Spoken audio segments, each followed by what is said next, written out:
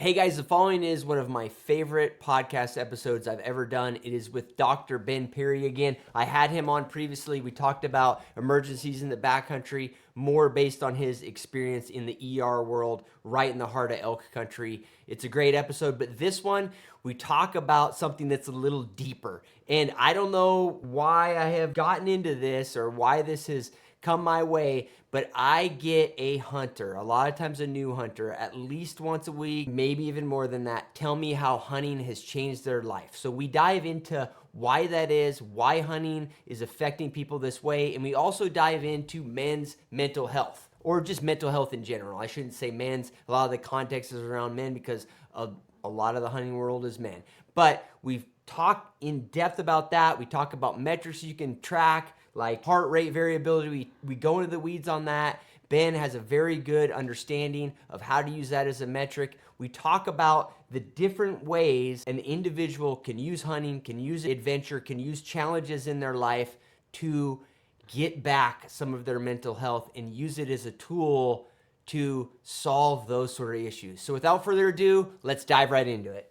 Ben, happy to have you back, man. I have to tell you, I don't think I've shared this with you, but I was actually just looking at the stats of the last podcast we did. One of my most popular ones, Oh, um, wow. per, per, partic- particularly on the podcast platforms. Um, we kind of covered more stuff along the lines of just being prepared in the backcountry, your experience in the ER in terms of injuries in the backcountry and that sort of thing. I found it very useful myself. Got tons of comments about it, so people should go check it out. But me and you kind of talked offline a little bit about before that podcast. We just never got to it. But between that podcast and now, about kind of the, let's call it like the mental health aspects as it relates to hunting. And I held back from mentioning it to you, Ben, just before I hit record. It's very interesting to me, man, because I think as I've gotten older and I've hunted with, the my clientele has shifted a bit over the last 4 or 5 years, and I mean, I'll keep it anonymous, but like this last week, I shared camp with 7 or 8 different guys, and I bet you like through those hunts, Ben, some story. I guess the first thing I'll say is like when you hunt with guys, you get to know them like really quickly. I feel like in a way that a lot of particularly I think male friendships in the workplace and stuff are not at that depth. So it's amazing to me how well you get to know guys. And in 3 days into a hunt with a guy in the wilderness or whatever, he'll tell you something that's like that's really painful that happened to him. Like, I mean, I talked to guys that, had a brother commit suicide in recent history, had, their wife and mother of their young kid that got sick on Friday and was dead by Sunday and changed their entire existence. And what's interesting to me is I feel grateful that guys are willing to share that kind of stuff within hunts, because I think it's a testament of like how quickly you can build a relationship with guys out in the backcountry. But I've come to realize that it's not just anecdotal, Ben. There's a lot of guys that they are using hunting for something else that we don't necessarily ever talk about. You know what I mean? At least that's something that I guess has been a surprise to me in the last 4 or 5 years. Maybe I'm just more conscious about it, that sort of thing. So I'll preface it with that, man. I'd love to start a little bit with your background and maybe your thoughts on that front. Yeah, that's an amazing insight, and I totally agree. And I think there's probably a very good reason for why your clients and your are opening up to you in a way, because I think there is an intimacy of like when you walk into the backcountry with somebody, there is a sort of contract between the two of you that if something happens to either of us, we talked about with the last podcast, like I'm going to help you, and it's a level of like commitment to each other, regardless of the client, guide relationship. But there's a bond that's already established. You're sort of trusting each other, and in that regard, it's a safe space. I think some people to open up, but I'll just quickly go through my background. So I've been an ER doc for 20 years, and and during that time, I actually had a fair amount of law enforcement experience as well, working with the SWAT team here as a SWAT medic for years. But you get to I've accumulated a lot of I guess you'd call it trauma. I know that word gets thrown around a lot, but the work that I do is very can at times be incredibly stressful. And we've had some over time. It's an accumulation of cases that eventually catch up. And if you're like me and probably most men or and women too, we have a tough time letting go, like carrying the things along that we think we can handle. And after a certain period of time, I'm 55 years old, things started to catch up with me, and I realized I was. We had a. I'll just tell you the story super quick. We had a. I don't know if you remember that there was a case about 3 years ago of a woman who stabbed her 2 children to death in Glenwood. That was in Yeah. the national press. Anyway, I was working on that case and tried to save that little girl's life and her brother. And it was so keenly painful, sad, stressful that it stuck with me. I didn't quite realize at the time just how much it was sitting in the background until I went to we had a SWAT guy come from Florida who had been part of the Pulse nightclub shooting back in the 5 or 6 years ago, I want to say. Really horrific case. They went in there, they had to go in there and got into a gunfight with this guy. And just seeing just the carnage and the death and the experience. And they had one of their operators get shot in the head. Fortunately, the helmet saved him. But he gave this presentation to Glenwood Police, and he was talking about every single member of that team fell apart afterward. They devolved into alcoholism, divorce, chaos, just poor work performance. Their relationships suffered, and he was just talking about himself, about his own sort of descent into that darkness. And I realized at the end of the talk, I was like, "Oh my God, he's talking about he's talking about me. Yeah, I got you. I'm that guy." And so I kind of pulled back a little bit from from some of the work, took some time off, started my own little podcast experience with talking with first responders and firefighters and cops and paramedics and coroner and 911 operators. And there's some veterans here in the community. And almost without exception, the topics and the themes were kind of the same, which was people carrying weight and stress and strain, both physiologically, mentally, and spiritually, and our inability to offload. And I was taking care of a couple of guys who'd been up one of the Total Archery Challenge when they had it at Sunlight up here, maybe a year and a half ago, 2 years ago. And I was taught, one of them had hurt himself walking around on the course, and he turned out he was a Air Force guy, and he and his partner, who was still active, but this guy happened to be a veteran. And I realized, I was like, wow, this world of hunting and us sort of in that austere environment attracts a lot of men who are, I think, seeking something, seeking some answers or some quiet, maybe just a little time with themselves, or maybe just some clarity about the chaos in their life. And it was the conversation we had in that brief, 2 hour or so in the emergency department with these guys. I realized, like, what I think is unique about kind of the world you're in, and this is that a lot of people are in the backcountry doing hard things, chasing elk or deer or whatever it is, bear, but there's a reason they're out there. And I've found that to be a solace to me as well over the years. Like, my time in the woods, my time in nature has been really, really healing in that regard. So that's kind of where, and I just don't think mental health is not talked about very often, at least in these places. Sure. What? So Ben, I have I guess a baseline question that maybe there's not uh, any way to answer it backed by facts or anything like that. But I want to get your feeling. Why is it, Ben? Do you think it's the camaraderie with other men that is lacking in other? There's not a lot of opportunity for that. Do you think it's actually like the challenge of just being in the outdoors? Is there physiological things? Is it I mean, sometimes I wonder if there's just things about being out in the sunlight, being like these things that I've always considered woo woo type of things. I mean, what's driving that? Do you have a feeling on that? Yeah, I've had it. We'll talk about heart rate variability and some of the metrics. I follow some stuff on my Garmin and whatever.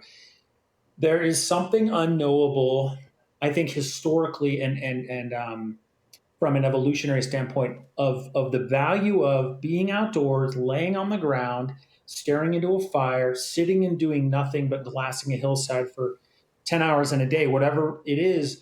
that we just miss in our daily lives. And I think we've used the term devolved, but we've kind of gone backwards in that regard with time on our phones and things that take us away from some of those natural states. The physical exertion of it, I think, opens up some opportunity to sort of self-reflect. I mean, I don't know about you, but even after a workout or something, I'll find myself in a much more gentle mental state. There's no doubt about the physiologic effects of that on the brain. So I think it's a perfect place for people to start to at least have those thoughts about how they're asking themselves how they're doing. I have a very good friend who's a clinical, is a psychotherapist here locally, and she says the hardest thing to do is to sit with yourself. It's not a safe space. But when you're hunting elk, for example, like my personal passion, I can be with myself, but I feel like I'm moving and I'm active and I'm engaged and paying attention and observant. And it's maybe a different, sitting with your own thoughts of, can sometimes be a not so. It can be a bit of a dangerous place for some folks, but something about hunting brings out a more natural state, and it allows I kind of offload things. So that's my personal take. I think for a lot of men, and particularly, I think men kind of dominate this hunting world, but it allows for some time to sit with yourself in not such a scary state. Yeah, that makes sense, man. I find it very interesting, and we talked about it a little bit before the podcast. It's kind of like a simple task, but Mhm. it's all encompassing. You know what I mean? Like it's okay just for today. I'm just elk hunting today. I'm just guiding a bear hunter today. I'm just that it's like it sounds so simple in my mind, but it's okay. Whereas when I'm in this world, the world I am right now, between hunts or between guiding or whatever, it's not okay unless I have 1,000 things that I'm trying to deal with. I don't know if that makes any Yeah. sense, Ben, but it's very interesting to me because I know that I don't when I look at things out there, articles on medical stuff, that sort of thing. It doesn't seem like anybody pinpoints it, but I know that what you're talking about exists because when I come back from a hunt, particularly if it's remote, there's a weird. I don't. I don't want it to sound like I don't look forward to seeing my family or my wife or anything like that because there's all of those. Like I do get homesick if I'm out guiding for 10, 12 days or whatever.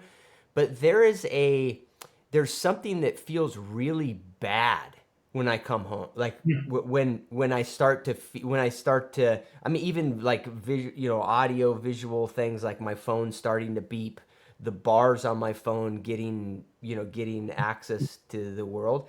I hate to say it, but it's like it feels bad. Like I don't know, I may be using the word wrong, but No. like my body's literally like ugh. you Yeah. know There's a term, they call it allostatic load, and allostatic basically means all the things that are stress inducing that generate cortisol.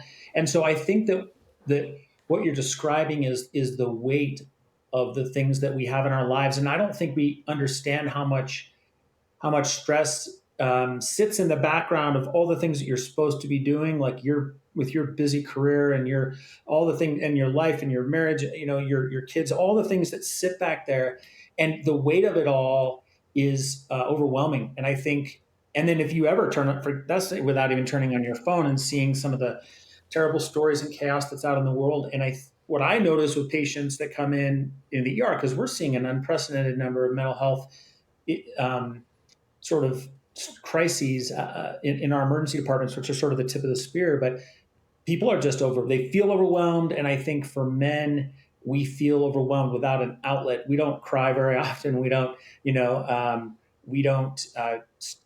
share, I think, with each other very well, open up very well. We're not naturally inclined to be vulnerable. So that weight that you're describing, I think, is the reality of all of that sitting there. And I feel it. I literally can every half a mile I get closer to my truck, I can yeah. feel it. I think that's really well said. What you pointed out. I agree. Yeah, it's an interesting thing, but it's undeniable, Um, but yeah, it's the other thing. I don't know if you have a thought on this, Ben, but I notice people. I mean, not to get too corny about it, but I almost weekly now get a message from somebody that's very simple. They say, "Hey, my getting into hunting has changed my life for Mm. the better," which is like, that's literally, I get that message. I'm not making it up. I get it at least once a week and sometimes more than that during the season. Guys tell me it in person. And I find this interesting because the other aspects why you hear people get into hunting, like for the meat, for the adventure, that's not what these guys are talking about. You know what I mean? And it's I in my mind I wonder to myself, are a lot of in like you said, man, like I'm men centric on this because let's be honest, 98% of my clients are men, 99%. So I'm not trying to exclude women, but just my experience, that's why I'm always saying men. But I find that men, they're I don't know if maybe they're choosing other activities to do this too, but is it that guys are more stressed out now and therefore they're searching for something to do like hunting that is a reprieve from all that stress? Or is it that a lot of men are not growing up with this?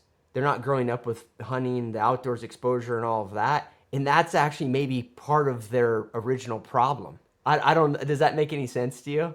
Yeah, totally. All right, guys, my elk hunting course is up at pursuitwithcliff.com/elk. So many courses are 90% how to call elk. And yes, I touch on that, but I cover so much more that's important. In particular, I try to get you in the mind of an elk, how an elk thinks about staying alive. Once you understand that, once you know how to apply it to the wind, how to apply it to your stocks, you are going to be way better at killing elk. I even do a whole couple hours on shot placement. From what I've seen, over hundreds of elk hunts, exactly where to put that arrow, exactly where to put that bullet. Go check it out, pursuitwithcliff.com/elk. I'll see you guys there. Right. And I think you and I probably would share the same story. Both of us grew up with it for sure. I was born in Gunnison and was hunting, from the young age and fishing in pretty austere environments. My grandfather we used to walk down to the Black Canyon back in the day when it wasn't a national park, and it was, or I guess it still was, but it was hard. It was 5 miles down and back. And, for a 10-year-old boy carrying a pack, I just remember, um, having that in the background. And but I think it answers both of your questions. I knew in my little young heart that that it was important to do that. And I would never have been able to explain it at that young age, why it felt so good. And I get it. Some of these things are unknowable, but they're starting to get some attention from, like, Andrew Huberman talks about the importance of getting morning sunlight. He's sort of famously, but there's a wavelength of light that comes off a campfire. It just Mm-hmm. improves it settles into a parasympathetic state. You actually physically feel better looking at the morning sun, looking at the evening, uh, sunset. Those things change how we are. Grounding ourselves, sitting on the earth is a thing we don't do. And so Right. for some men, they've never experienced that. And again, to your point, I know a couple of real badass women that chase elk with a bow, but so they would say the same thing. As a matter of fact, one of them does say the same thing. It changed her life incredibly. She made a 180-degree pivot, started focusing on herself, her mental health, her spirituality, just by the simple act of following her now husband into the woods for a week with a pack on, chasing elk with a bow. And she didn't know that could be a possibility, that something like that could actually pull her from the flames of, like, her own angst and fears and worries and concerns or anxiety, and maybe being focused on the wrong things. She was very open about this. She had an eating disorder, and was big time, like, CrossFitter trainer. And that single act of adding hunting into her life changed everything. Yeah. She's a different person now, gentle. Um, she's thoughtful. She's introspective, spiritual. I mean, so there's something about that. And I think for a lot of men, like you said, they just haven't experienced it yet. And when they do, it's like a Yeah, catharsis. it just makes sense, and to some extent they've Mm. maybe been missing out on it a little bit Yeah. over life. At least I feel that way. It's always been something for me, man, that that kind of I get pulled back into. I'm trying to figure out how to explain this concept, Ben, because I deal with it. I deal with it with working out too, but I think a lot of people deal with it on the hunting front. For me, hunting, there's a different element for hunting because of the guiding component. Like I have a social constructed commitment to go hunting. So that's kind of different than what most people deal with. But like I'm gonna go regardless of how I feel. But I noticed that a lot of people approach hunting because I work with a lot of guys who are planning hunts all year, and then as the season gets closer and closer, there's kind of this attrition, right? Guys fall off because of work stuff, because they've got other things going on all of these things, and I acknowledge that there's real priorities in people's lives, but it's so analogous to what I do with other ways I take care of myself. Working out, like right now, man, I'm between hunts the last 3 or 4 days. I know that I should go do. I'm a jujitsu fanatic, so I should go do that. I should get up in the morning and go out in the orchard and pick a pear with my son or one of my daughters and like get that sunlight in the morning. I haven't done it for 3 days, Ben. Like, you know what I mean? And I think unfortunately guys do that with hunting a little bit too. And then but they have to like I get a freebie because I got to do it for work. So I'm going. But it's hard for guys to like you actually I don't know how to say it. Like you just got to kind of take that leap and do it cuz it will kind of help you, I think. Does that make any sense? Yeah, I think again, it's really well said. I agree. I think I'll ask you this question: do you feel like the men, like guys that have been hunting for a while, are probably less likely to tap out before the season? Because the ones that know, they know, and they can't wait. Nothing's going to Yeah, get in yeah. the way of that hunt. They yearn for it. They depend on it all year long to reset themselves. They know Yeah. it's right. I think for sure there's a for sure an element of that. Um, I think a lot of guys that are new to hunting too. There's just a certain amount of apprehension too, Mhm. and this is maybe a little bit out of this discussion. I think a lot of guys that get into hunting, particularly if they don't have like a community around it, Ben. And we can get into the because you do a fair amount of solo hunting, right? Yeah, both. I mean, I live close enough here that I just had some couple of friends hiking and help me pack out this buck. But I do, yeah, just at times, yeah, yeah. Yeah. So I'd love to talk to you about that, but I feel like folks that don't have a community around planning hunts, they're not going on their first hunts with a group or that sort of thing. They kind of get really infatuated with the idea of hunting and planning the hunts, and then when the hunts get close, there's so many unknowns to them. It's just really anxiety inducing to them also. So I think there's an element of that, which I tried. I mean, I'm all over the place on my personal business front, Ben. But that is like one thing that I would love to try to. I have my little membership network, and I feel like it's kind of going that way. But I like that component of it. Like I want guys to get with other guys that have the same goals, and that kind of goes away. There's less apprehension. Like we're going together, we go. But I don't know. Do you have any thoughts on that? Because I do think even on the mental health angle, like solo and group hunting, they're both good. But I do think they're a little bit different. Yeah, I wonder if some of the apprehension that you're describing isn't because men, I keep saying men hunters know that they're going to test themselves. That's a scary thing. I had that realization when you and I were texting. It was literally it was late at night. I was in the Yeah, hours of the way processing this buck. I'm in the dark by myself down in a hole, this little canyon, and I'm an hour and a half from camp, and I don't know if I had to answer that question for myself, like, can I do this? And actually, as I was putting this, I was this heavy pack on my back. I kept saying to myself, I can do this because I'm a twisted ankle. I'm a stumble into a deadfall away from being in real trouble. And even just the testing of like quartering an animal properly, making sure that, all of those things. And I think it's a little scary to put yourself in that sure. situation. I mean, even jujitsu, not even, but it's a daily test for you in some regards. It's like you're putting yourself in a situation where you don't want to get tapped out or whatever it is. I think we're meant to have those grades on ourselves during the course of our lives where we're like, okay, I met this challenge. Weighed and measured myself, and I found myself doing okay. But that's also scary because no one wants to fail, right? Yeah, yeah, sure. And I think there's part of that with that. As far as the group versus solo thing, I really I think adding people to a hunt changes the dynamic of it. So one of the beauties of solo hunting is that you go wherever you want, and Right. it works out or it doesn't, as opposed to being on someone else's idea where we should go, what we should do. I really do enjoy both, and in fact, I'll go up tonight and meet up with an old friend of mine who's up there, and he's been hunting for a long time, and we're gonna sit in his TP tent and have it, talk about life and all those things. So there's a real element to both. But then the following day we'll split. He'll go one way, I'll go the other, and we'll follow our own Yeah, together. hunt alone. Yeah. Yeah. Yeah, no, I agree with you. I think it's, two different things that have some overlap, but there's benefits to both, and maybe that's migrated for me, Ben. Maybe I've become more appreciative of the camaraderie component of it as I've gotten older.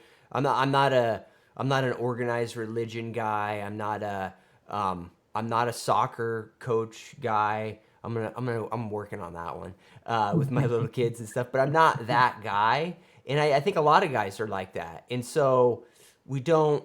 Yeah, I mean, it sounds like uh, I guess vague or whatever, but you don't have like buddies, like day to day buddies. You know Right. what I mean? But I do in the hunting world.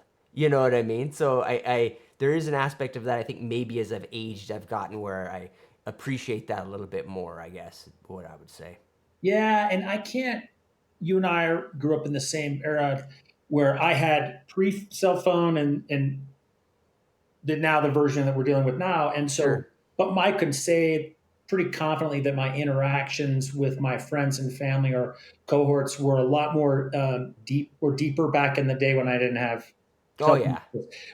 I think we've sort of replaced actual communication with texting, which is not the same thing. And I think for me too, I live in a world in the ER where it's a constant battery of interactions with people and answering 1,000 questions and decision making. And for some folks, um, having that may be where some people just want to get away and solo hunt and Sure. not have a single question.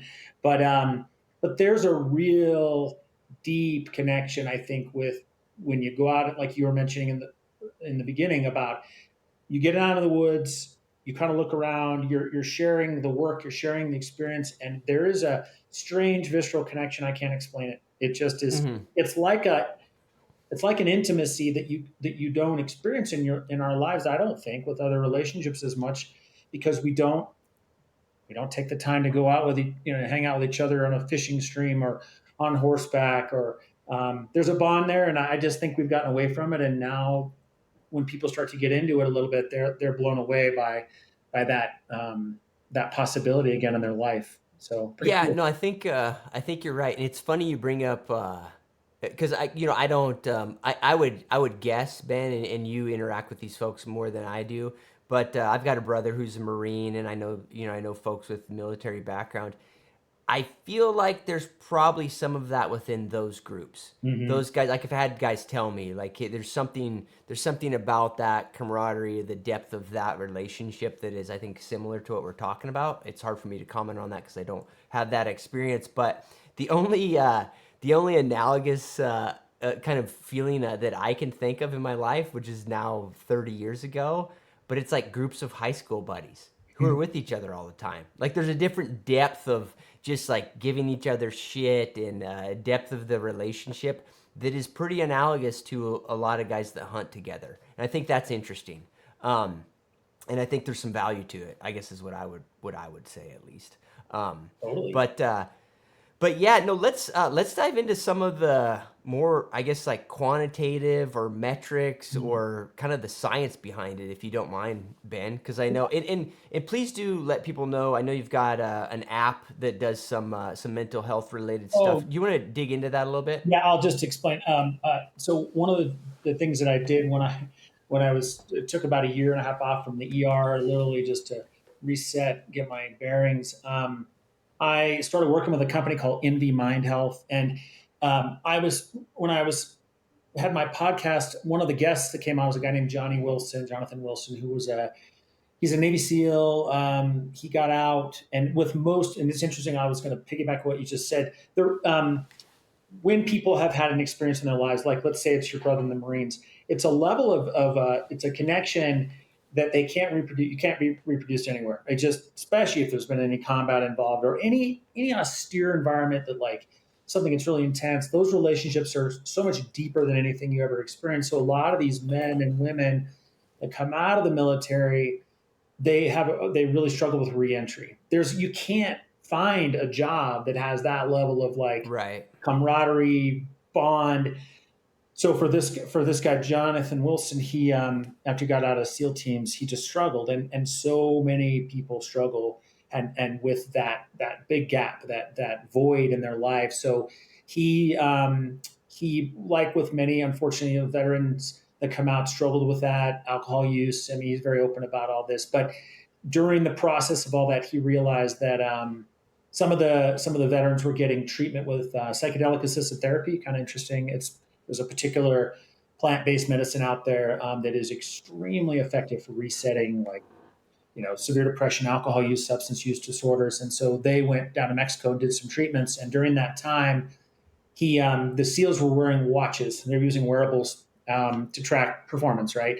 One of the Okay. things that you can measure is something called heart rate variability, which is a way to look. Basically, the term heart rate variability just means one thing: are you getting into a relaxed state? Period. End of story.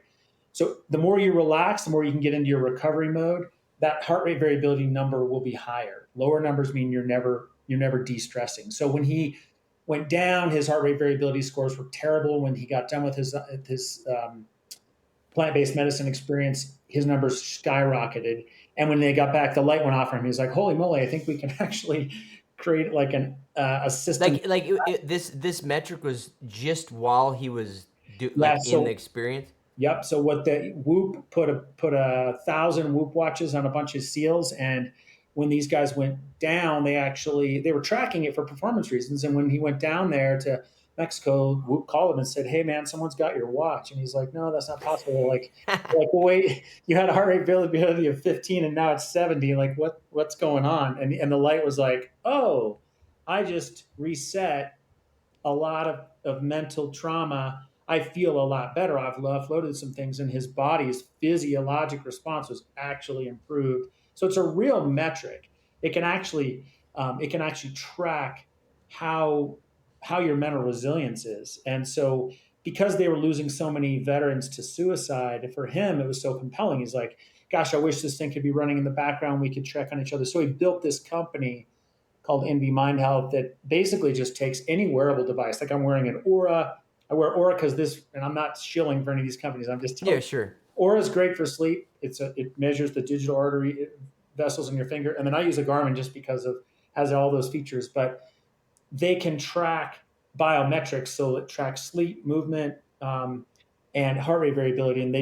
And so Jonathan's company built to made a single score, and then the cool thing they do is they connect it with a swim buddy, someone else like you and I would be swim buddies. I could see your score, you could see mine, and you would see like, "Hey Ben, your score is dropping. What's going on? How come you're on this downward trajectory?"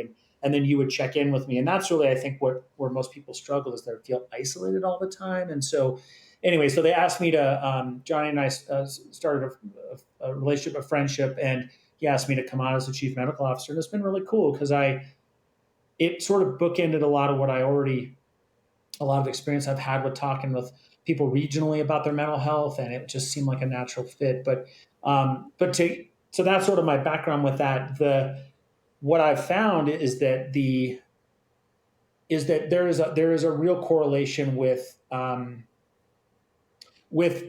if we look at hunting specifically, you do a lot of things that you weren't necessarily going to do in advance of training for a hunt. And we kind of train all year, right? You do, I do. Sure. I like to be. I'm trying to staying being able to do the things I want to do when I want to do them is the best way I look at it. I'm not training for any, like, I'm not trying to deadlift a house or any of that stuff. I just do those things because it helps me be able to do the things I just did, which is throw a pack on in the middle of the woods, walk straight uphill with some walking sticks and try not to get lost or die, get Sure. back to camp with the meat that I treasure. And so, but the benefits of all that training, is literally goes fed right into the brain. So your regular exercise helps you again get into a recovery state. There's real benefit from actually cortisol is very helpful. So like people, for example, if you and I, if you go through your work schedule and then you suddenly go on vacation to Puerto Rico, wherever you're going, some people get sick during that time. Most of us talk about that. Like I got to it's because our cortisol levels are kind of maximally elevated, and cortisol is protective. Your immune system is ramped up. You're I firing gotcha. on all cylinders, baby. You're just rolling. And when you take away that input, your body tries to get into recovery, and your immune system just kind of falls, and then you get sick. But so cortisol can be extremely protective, but at the same time, over long term, it's dangerous. Right. It hammers your ability to have a good cardiovascular health, increases your risk of diabetes and high blood pressure and all those things. So you could argue that all of the things that my brother and I were just talking about this. Everything we do in our life is a bad thing until all the things that are currently in 2025. We're literally doing the things we should do and should not be doing. We're not hanging out with each other. We're not exercising regularly. We're not looking at the sun. We're looking at our phones all day. Our sleep scores are terrible. Our sleep quality is terrible. We are maximally stressed. Our relationships are terrible. Like our diet is terrible. So it's you almost have to try to Sure. wrestle that control back for yourself. All right, guys, in some of my content, you're gonna see that I've been using this chest holster from Invader Concepts. This is with my 10 millimeter. I also use it with my Glock 19 and even a PMR 30. I'm gonna do a bunch of content here in the next couple months on that around bear defense. It should be interesting. It looks a little awkward to have your gun under your bino harness, but if you test out all the different variations, it is the best and you have it on you all the time. I do have a discount code. It's CliffG and it's for 10% off. Go check them out. And I think that if you start measuring those things in an objective way, and any people could wear anything they want, any device, and probably find the exact same result, which is that we're making bad choices. But if you start making good choices, you'll actually see those needles move on a wearable device. It's really cool.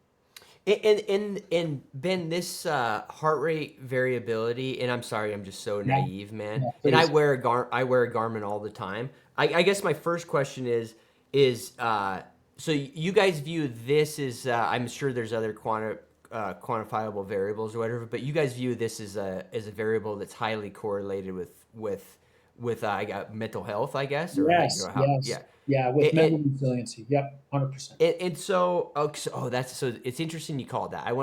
So first thing I want to ask is like, is the Garmin heart rate variability, is it very accurate? Yes, all of the devices are pretty accurate. Some of them are better than others. You get better fidelity.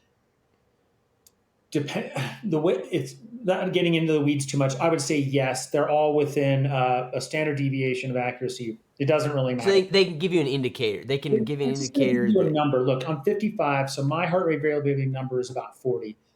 Anything like mid to high 40s, I'm doing well. Low into the high 30s, I'm doing poor. So there's not a good number. It's everyone's going to have your own unique number. The younger you are, the heart rate variability is just going to be higher for whatever reason. There's some physiologic reasons for that, but yeah. as long as you're tracking a number, it doesn't matter what it is. At least you have a baseline. That's all it is. Just a way And, to. and so when you're tracking it, Ben, can you feel like you like, let's say you feel shitty about your day, stressed out, whatever, however like we're quantifying something that's kind of qualitative. In general, when you look at your heart rate variability, it will be low. Is Yeah. that kind of like Yes. okay? So it's like it's a pretty good indicator. Yeah. Um, Yeah. When I went to you, I was asking you questions about cool places to explore in Puerto Rico. I was super stressed leading up to that. It was a 7 day trip. My heart rate variability was about 35, low, getting down into some low scores. And by the time I came back from Puerto Rico, it had gone up to 70, I like gotcha. in 1 week, with just me not trying to disconnect from some of the work, not being in the ER, maximally stressed, diving, free diving, swimming, Sure. sitting in the sun, hanging out with my kids. That's all I was doing. I wasn't eating any better. My sleep got a lot better, and it absolutely correlated with how I was doing, both mentally and physically. I gotcha. Cool. And then does it tends to like we're literally changing our state, right? So, and I guess this goes back to your buddy that was doing the I guess the Psychedelic. yeah, the beginning of this, who developed it, like doing the psychedelics. Mm-hmm. Does it stick? Like you go on vacation, or you in that context, he does the treatment. Now all of a sudden his heart rate variability is a higher number, which is a good thing if I understand correctly. Does that linger? Like, is there lasting effects, or is it something that we have to like we're trying to hit like every day? It's so interesting you asked that. The reason I'm sort of smirking about it is because it will only last as long as you make changes to yourself and your habits. And this is the secret sauce with a lot of supplement world, a lot of focus on things that even the psychedelic world that gets a lot of play right now. You will feel great during that time, and you will probably have but you'll see a taper.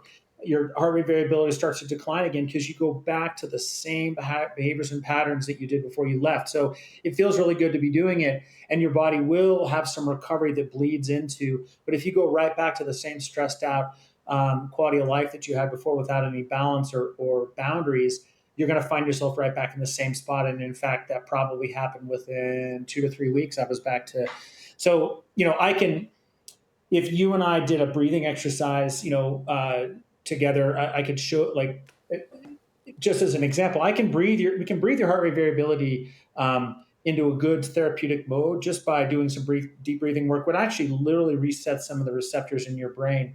But again, it's transient. So what you want to Yeah. do is establish trends, not day to day variance, because we know that that's not reasonable. So you'd want to sleep well for a week.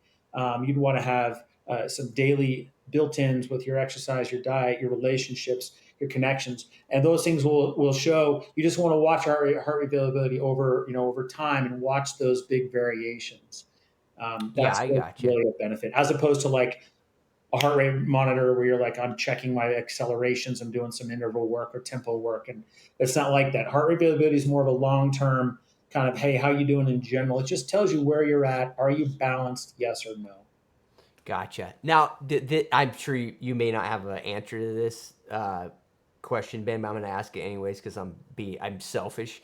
But let's assume that I am using this metric, and in the way I'm viewing it, just learning about it for the most part now, other than knowing that it was on my watch before and I was never using it. I'm watching it, and I would guess I kind of already know what the results are. When I'm out guiding, hunting with guys, it's going to be great. When I'm doing what I'm doing right now, going from this to 10 hours of computer work shit that I got to catch up, it's going to be disastrous probably, right? So which is actually in a way is very nice because it gives me a quantitative metric to judge what I'm feeling on, which I think is super useful, right? So I guess the question I have is, am I thinking about it correctly? Like, should the goal be to just reduce that over time and have like an average heart rate variability that's lower, and then if I do achieve that, does it do anything for me from your perspective other than just feeling better? Does it make somebody like more productive? Are they better at making decisions? Do you have any insight on that? Yeah, for sure. If your heart rate variability is optimized, you're doing better. You have higher numbers. So the reason that's happening is your quality of sleep is better. You're getting regular exercise. You're do your all the things you just pointed out. The things that on your hunt raised that score was because you backfilled all the things that your body is actually physically asking for. It needs time to recover, uninterrupted, high quality deep sleep, REM sleep, with an appropriate amount of time. You need to be eating well. Your body doesn't need to be fighting itself. It doesn't need and the cortisol levels themselves cause chronic inflammation. And so over that, not only are you getting the benefit of just this number increasing, your cardiovascular risk factors go down significantly.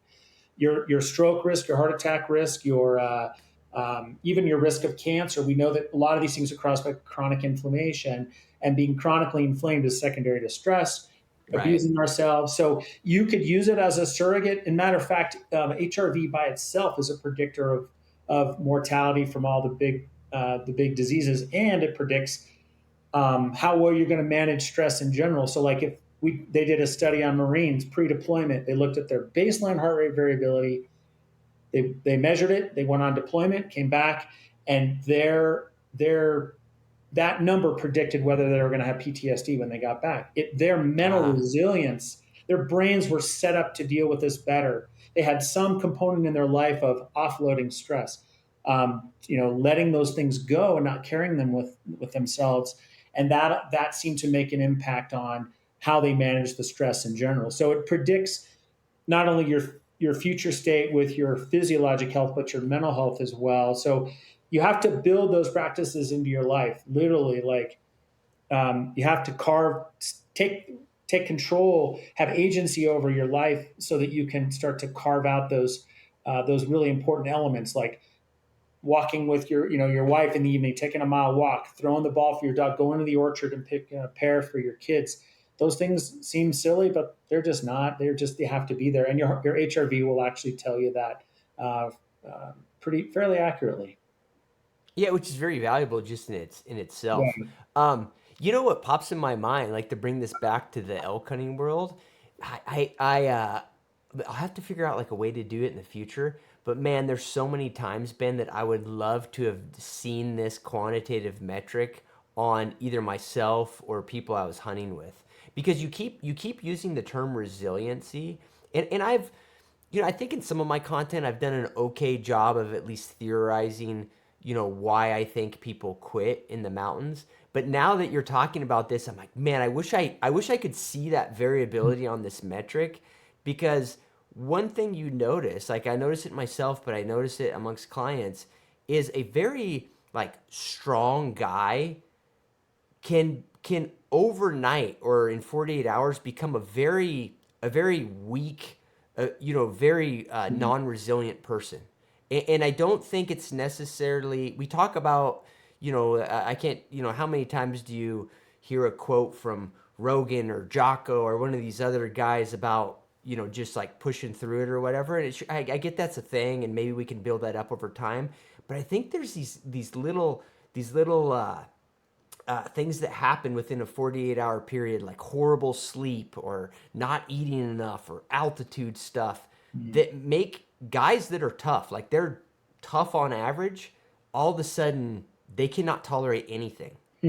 Does that make any sense? Does that make any Oh, sense? for sure. Yeah. I think it comes down to, again, it's probably a little bit of muscle memory. For example, my partner Jonathan, the reason the SEALs become SEALs is because they have high tolerance. Sure. They're not super athletes. I mean, there are amazing athletes, no doubt, but or Marines or whatever. Their ability to just tolerate being cold, hungry, not sleeping. I mean, it breaks you down. And so I think for some of the men, some of those guys that you're talking about they have never experienced not having, a kilo or a kilo per pound of body weight, whatever it is, the current protein recommendations. They're eating all damn day until you put them in the Yeah. backcountry, and they're like, wait a minute. They just start to break down. They're fraying at the edges because they've never had that experience, which is part of the growth of it. And I think why I agree with Rogan and Goggins and those guys. They're talking about like what your brain is actually capable of doing, which is really the real lesson there. It's not a matter of just being hard. It's a matter of enduring. And then the people that I go into the backcountry with, I'm sure you're the same, are the people that we could be sitting in a rainstorm, man, for like on Saturday, we were in a rainstorm all day long. And the guy I was hunting with, he's just, he's like a chickadee. Yeah, You know, yeah. the Cheyenne revere the chickadee bird because they're like, it doesn't matter what the storm is doing. That bird is always like cheep, cheep, cheep. This guy is. It could be a rainstorm. He's gonna smile. We're gonna like get through it. And I think that's the whole point. That is the resiliency of it. Is which is, hey, you're okay. Um, Yeah. and we're going to get through this. And by the way, your friend needs you to be your companion in these woods needs you to be buoyant and resilient. So it's a cool exercise, but I don't think it. I agree. It's not all about just buckling down and being super hard. It's about smiling in the face of like difficulty. Yeah. And I think you're hitting on something that's very interesting because it's so powerful. Like when I get worn down or if I see a client gets worn down, I mean, for me, a lot of times it's sleep related, Ben. Mhm. Like I'm just a light sleeper. I always will be. And if I get a couple shitty nights sleep in the backcountry, I can feel the insanely powerful part of my mind that's making me less resilient. Like, more short tempered, probably not as great decision making, wanting to cut corners. Like, that's super powerful. Mhm. But I, I felt it so many times. I also have the consciousness. I'm conscious of it enough to know that to know what it is. Like I'm like, oh, I know why I am feeling this way right now. It's related to like my current state. Mhm. But the thing is I've been here enough to realize that this is temporary. You know what I mean? And I Mhm. do think that maybe I'd love to hear if you have a different thought on it. I do think that that takes a while. Like you gotta do it a couple times. You got to go through it and be conscious of enough to realize like what's going on, and then there's maybe just power just in that. I don't know. Yeah, I think you're right. I actually was thinking about you when I was looking at some of your posts. You guys were on a bear hunt, and I thought, I know how hard that work is. I don't know if most people do. A lot of people do. Like, if you're a Sure. guide, you're an outfitter, not only are you caring for yourself and making sure you can't fail. Like, I don't mean fail, like, but I mean you have to be. You're on. And loading and unloading horses is one of the hardest things. It's oblique. You're off balance. You're never underneath Sure. the work. It's ridiculous. It takes so much work to take care of horses and hunters, make sure they're safe, warm, and fed, and cared for. And you got to get them on animals. I just so what I'm really answering the question is to say is that you've been down those roads. You know what it's like to be tested and to struggle and to come back from it and still be able to continue on and carry on and have a positive outlook with your clients and when your people you're with.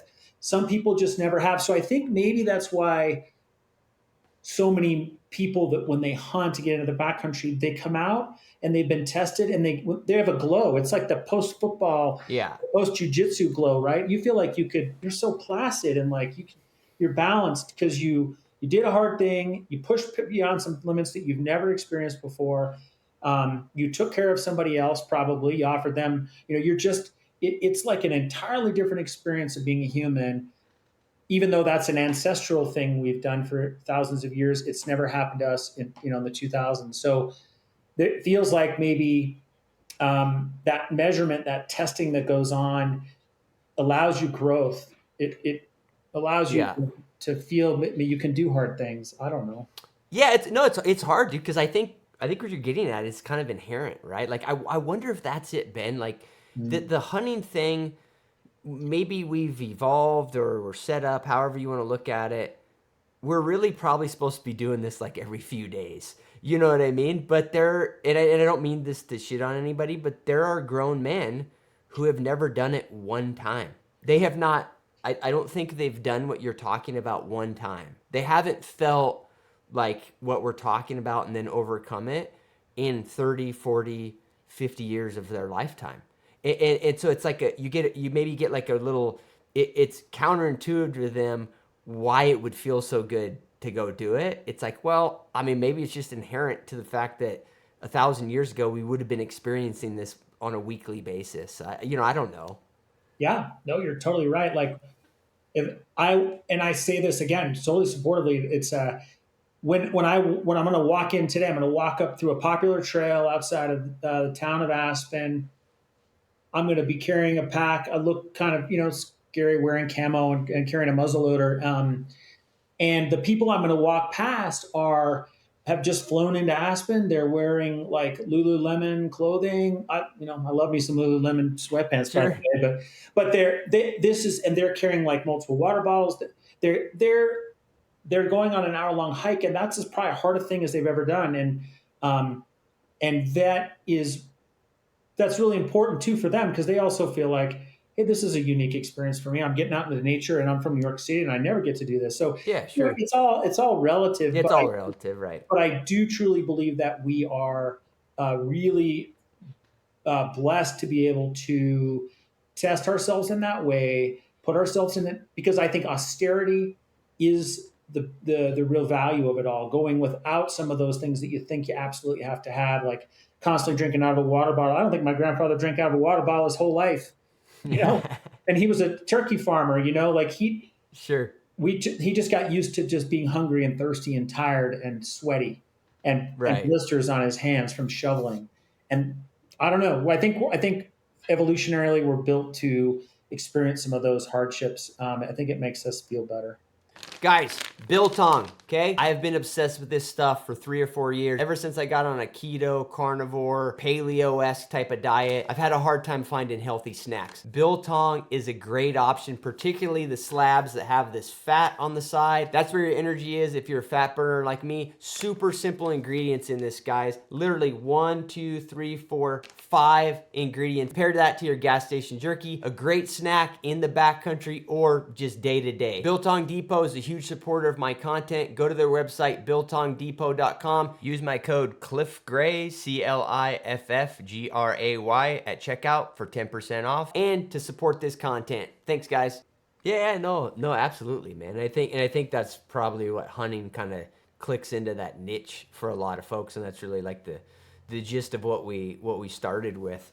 Ben, I want to finish off with I guess a question for you because it's more just like a personal question. It's not, and I've dealt with this a little bit with some employees in the past, and never really with a friend, but on the mental health front because I think it's important, and I would love to know, like do you have any prescriptions or advice on checking in with your buddies? Indicators that guys are having problems.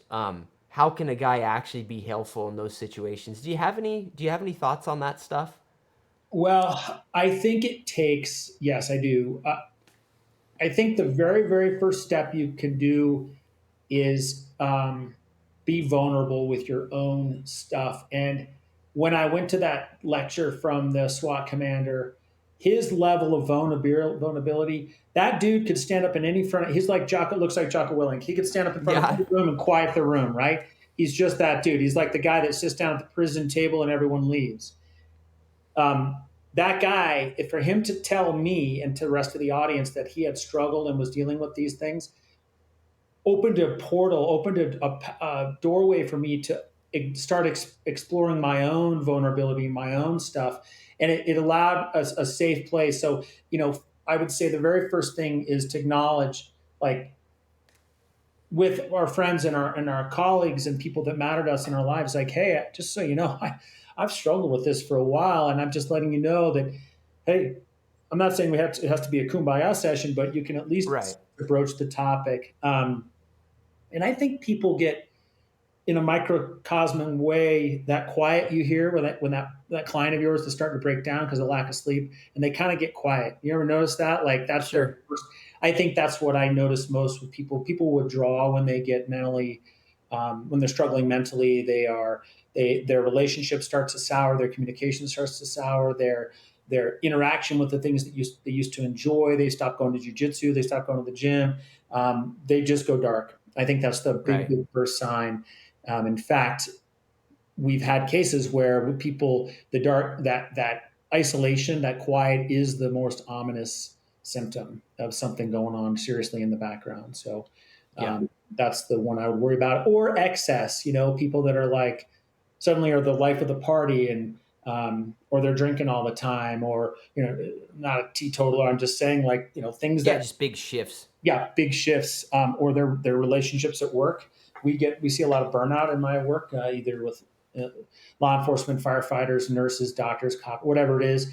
Burnout is usually evidenced by people that are super irritable. Nothing, Yeah. everything is a major, four alarm fire. So Yeah, I gotcha. extremes, No, right? Either too much or too little, but just not staying that same happy, resilient person. yeah, yeah. No, I gotcha. That's all good stuff. It gives me things to think about too. It's it man, and it is amazing to me, and again, like bringing it back to hunting, how folks that I think are like the have nothing, like there's nothing for them to be, they seem like the happiest guys on earth, and then they've got something that's legitimate to be sad about that happened to them, and it's amazing how just like talking about that stuff can pop up in hunting camps. I think it's a cool bonus of it. But Yeah. anything else you want to cover, Ben? I do have a couple, just one little thing I'll mention. We talked about, I've got a little bit of, we talked about a pack list. I actually was just looking through my pack Oh list. yeah, yeah. I gotta get some snacks and stuff and some water, and all the things that backcountry hunters, people that go into the woods, always are like so meticulous about their gear. I mean, crazy. People spend all year going over it. But I think as far as the mental health pack list, I think acknowledging that we're flawed, that we have, that it's okay to be have down days, or okay to not be 100%, and just raising your hand to yourself, like, is super important. Give yourself the grace, the forgiveness of being weak. Does that make sense? Not that we're weak. I just, but mental, talking about mental health is not weakness. It's just like anything else. It's like having any physiologic thing, like having a bad knee or an issue or your heart or your heart. Right. Just acknowledge that that's what's going on. And then the other thing is, going into the woods, it's important to set goals. Like, go ahead and set some intentions. Like, man, my marriage isn't great right now, and I, as just as an example, like, if just be like, I'm gonna sit on this a little bit, or my work, I hate my job, or my relationships could be better with this or this, and just maybe set some light intentions. You don't have to ruminate about them, but they can just be in the background. I find a lot of clarity and mental clarity about problems that I thought I couldn't get around, just by letting it germinate when I'm in a kind of a relaxed state.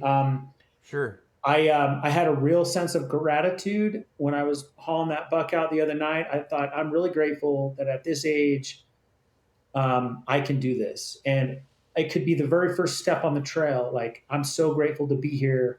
Taking me a year to take the carve out the time, the resources to come and do a hunt with Cliff. This is an amazing experience. Thank you. Thank you to this life, this universe, this God, whatever you want to pray to. Sure. And then I think the group is the real key here. Is this community that's, I'm really honored to be able to speak with you, and I think I really feel a bond in this community. So our ability to share these experiences with each other is really powerful. So having a group that you connect with before and after, during the hunt, just to share the experience and the joy, and then smile. Like, this is a joyful experience. We did this to ourselves. Yeah, yeah. Like, Yep. I volunteered to go here. No one's forcing me. So smile at it, laugh at it. It's rain. It's gonna end. Your hunger's gonna go away. You're here because you want to be here, and Yeah. that's true with this life. So just having a few tools in your armamentarium, and yeah, put on a wearable. Check out your HRV. Check out INVI Mind Health. It's pretty cool. I'm not shilling for the company. I just think it's nice. It's a good practice to just watch your sleep, guys. Watch your HRV. Pay attention to it. You'll make little changes without even realizing it, and probably make bigger impacts down the road for your overall health. So No, that's all good stuff, man. I have to comment on one thing, Ben, because it is just a common theme that something about hunting, it does it to people. There's something about it giving people this concept of time's kind of limited, which I think is a good thing. Like it's like a picture, maybe it's a little bit of a window to like our morality, or not, or like our mortality, excuse me, and that we have limited time to do this. I can't tell you how many guys, particularly guys who get into hunting when they're older, say like, hunting really made me realize that, hey, I have to do this as much as possible because there's like a wick. There's a wick to this life. And I don't mean that in like a negative way. I think it kind of opens up to people thinking like, hey, like I only got so much time, like there's some things I want to do, and they find happiness in that. So I think I don't know why it does it, but it's for sure a theme when people get into hunting. So I agree.